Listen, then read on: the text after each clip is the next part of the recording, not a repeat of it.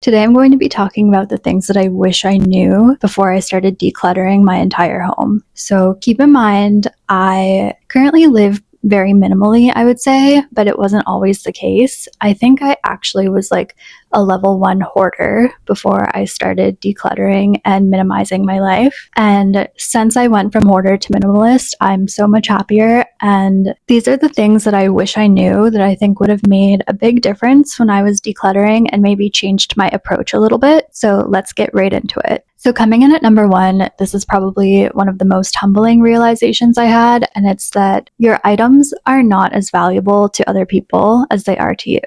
So I learned this the hard way when I was not just trying to give stuff away to friends and family, but also bringing items to sell at secondhand stores. So I was decluttering majorly when I lived in Halifax, and I was also deep in budget payoff. So if you know Halifax, I was living in Dartmouth and I would take the ferry from Dartmouth to Halifax downtown to try and sell some of my what I thought were cool items. They were like Acne jeans that I bought in Sweden and like other things that I thought were cool, but I would bring them to those curated secondhand consignment shops and they wouldn't take anything, which hurt my feelings, honestly, at first. But then I just ended up donating most things to secondhand stores. But I think a barrier can be assuming that because something is valuable to you or has an interesting story to you, that other people will see that inherent value, and that's not always the case.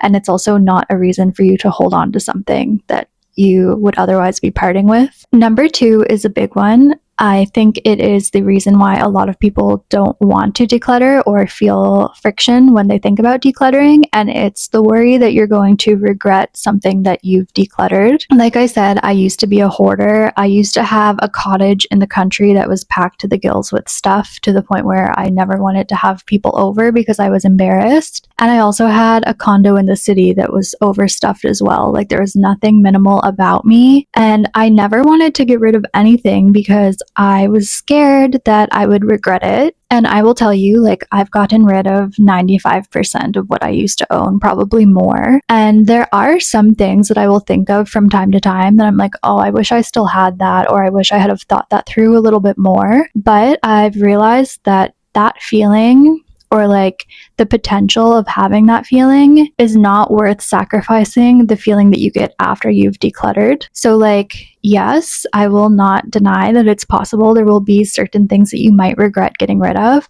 but that feeling is not worth holding you back from actually decluttering and living a more minimal or a more sustainable life in terms of being able to manage the stuff that's in your home. Number 3 is something that I realized once I was already deep in the decluttering process, and it's that you have to understand why you need to declutter in the first place. So in other words, you have to really question your spending habits. Like for me, I feel like I was an emotional spender. I used to be a shopaholic. I've mentioned that before. And the reason that I had so much stuff in my house to begin with is because I was always looking for a quick dopamine hit in the form of spending money on basically impulse purchases.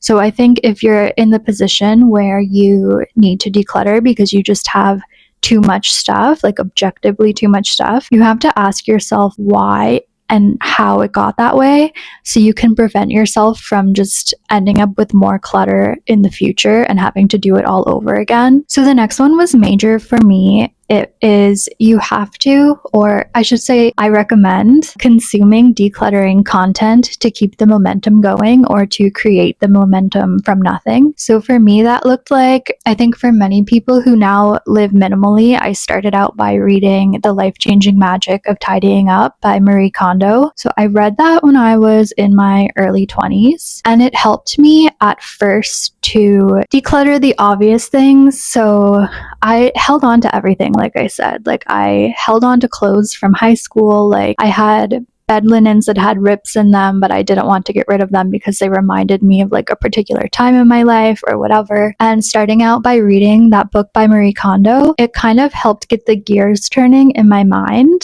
I feel like it was the slow start of my decluttering journey, and it helped me remove a lot of like, I guess I would say the garbage that was in my house. And I don't mean like trash, but things that like clearly I was hanging on to that did not serve a purpose. Like I said, the things with holes in them, or the clothes, like the Forever 21 outfits that I had in like my early university days that I would clearly never wear again. So starting out with that book was kind of what got me going. And then a couple of years later, when I went through a breakup and I basically had no choice but to declutter, that's when I really turned to YouTube creators who were big into decluttering and minimalism. And I found that just helped me kind of see what life could look like after decluttering. And also, like, it sounds weird, but there are a lot of YouTube videos about people decluttering and then you declutter alongside with them. And that just made me feel a lot less alone when I was decluttering and really motivated me. And then there are also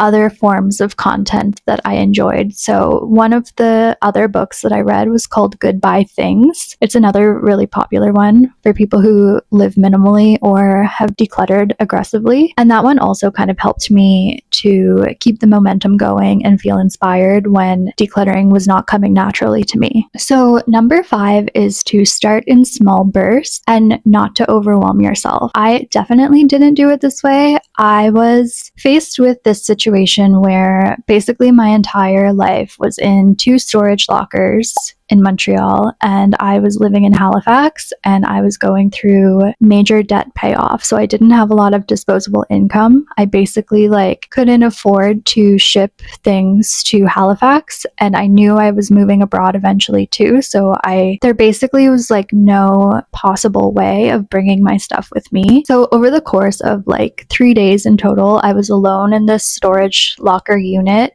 with 6 suitcases, and I basically had to just choose what I wanted to keep and then donate everything else. And even after I did that and I was living in a studio apartment, I just wanted to own nothing. I really wanted to be a pure minimalist, and I continued downsizing and decluttering. But at that point, after having the exposure therapy of doing so much in the storage lockers, I went really slow. So one day I would focus on, say, tops.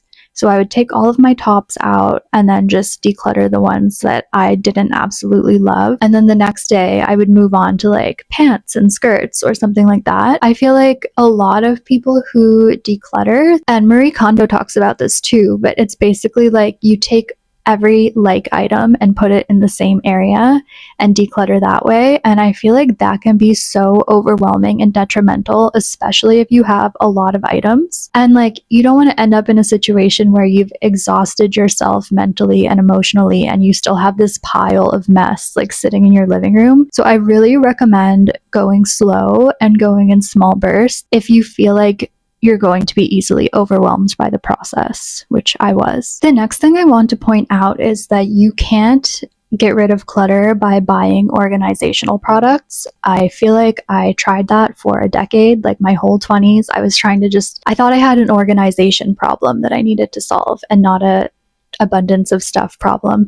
So I was always buying little organizational things, and at that time it was when The Home Edit was really popular on Netflix, that organizational show, and I basically thought I could organize my way out of my abundance of stuff, which I realized you definitely can't. If you're just shifting clutter around, you're not dealing with the root problem. And so I really recommend not buying organizational products until you're completely done with decluttering. So something that Marie Kondo recommends is using things you already have as storage or organizational products. For example, I think she talks about using shoe boxes to store stuff, and other boxes, basically things that are disposable, things you already have in your house, to create a kind of organizational system until you know that's your system. So I actually ended up using my teapot box and my coffee mug box for socks and underwear, and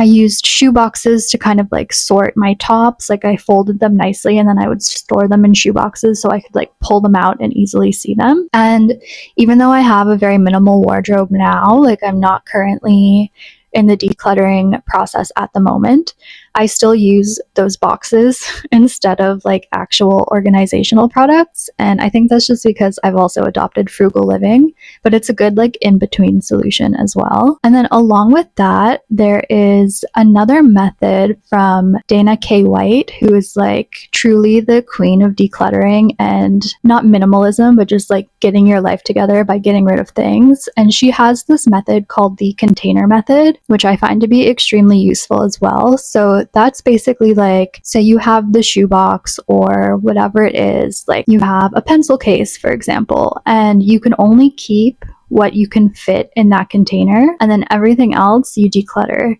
And obviously the rules are flexible here. Like if you want to keep more than one pencil case worth of pens and pencils, like you can make as many containers as you want. But the point is that it forces you to choose the ones that you love over just looking at everything and trying to choose the ones that you don't love, which I think makes a big difference in kind of visualizing what you actually want your space to feel like. And it takes a bit of the pressure off when you have that kind of method in place. So the next one is that clutter doesn't always equal mess, and mess doesn't always equal clutter. So even though I, for example, live minimally, I think I'm a bit of a messy person. Like I'm not naturally organized and I'm not naturally like a clean freak. I keep my apartment really clean because I love the feeling of living in a clean space. But trust me, like I was not like that at all before I became a minimalist. My space was never like gross, but it wasn't like in tip-top shape.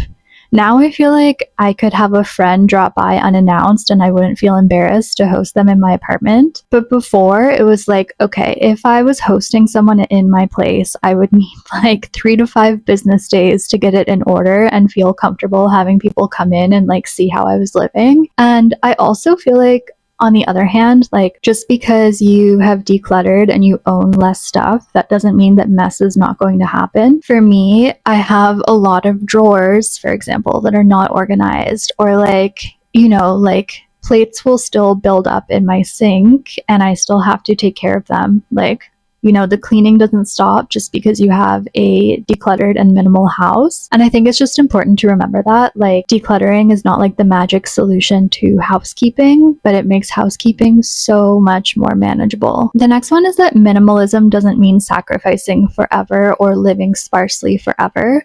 So when I first started decluttering and trying to live minimally, I love my gallery wall. It's kind of busy. You wouldn't necessarily call it minimalism. I love having my books on display. I love having my little collectibles from my travels on display. Oh, hi, Ollie. Oh yeah, I love having my little travel souvenirs on display. None of that necessarily reads minimal, but because it's curated and it's stuff that I actually love, it doesn't feel overwhelming. But yeah, so I recently wrote an article for Parade magazine about the rise of minimalism, which is basically like a TikTok social media trend term that means living minimally, but still having, you know, like your little things that you like to have. It's not about like having one spoon and one bowl and sitting on the floor, you know? It's like you can create your own rules around minimalism and make it work for your life. And I feel like I didn't realize that when I had my original end goal in mind, which was to sit on the floor and not own anything. But I'm much happier with my gallery wall and my, you know, couple of decor pillows and my travel souvenirs. Like, I will never be somebody that owns 0 books and like only has ebooks on my Kindle. It's just like not who I am. And I can still consider myself a minimalist and still have these little collections of things that I love because it's curated and intentional. The next one is letting go of fantasy life items and allowing that to foster your actual fantasy life. So I think this especially goes for people who maybe overcompensate with items to make themselves feel better, or like it will help them work towards a goal or be seen a certain way. And when you just have those items laying around, it's kind of just a reminder that you're not living this fantasy self life that you intended to when you bought the item. Recent examples from my own life is my designer handbag collection that I went into credit card debt buying, basically. And I really only had those because I felt like I needed outward markers of success, and I needed to put a band-aid on the feelings that I had of like being inadequate. But once I was able to get rid of all those and also reflect on the fact that I only really had them because I wanted to feel successful, it's like when those weren't taking up space, I felt more successful because I was able to break down the why that I was holding on to when I bought and owned those items.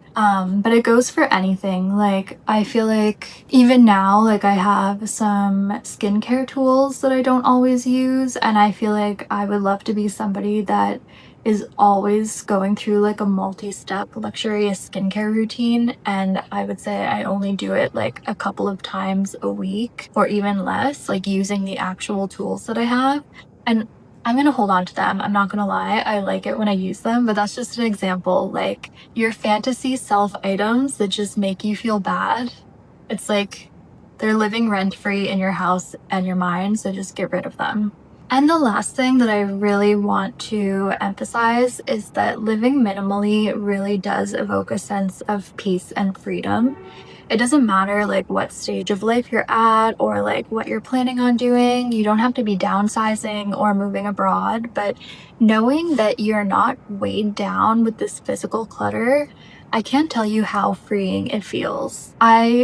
I just wish that everyone could have that feeling because it genuinely is like so freeing. It's so peaceful. And especially if you went from kind of being a hoarder to being a minimalist like I did, it's also a sense of like, wait, I did that. Like, I was able to do that. It's such a good feeling, and it takes a while to get there, but once you get there, it's like everything's worth it. Sounds so cheesy, but it's true.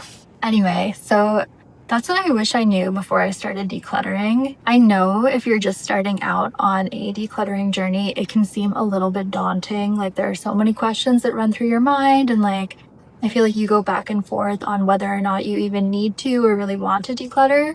But I think it's really worth it, even taking the baby steps to have a more curated and like comfortable house.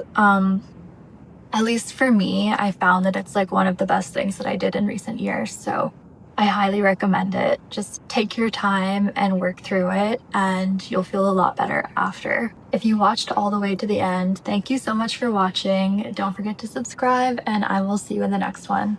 Bye.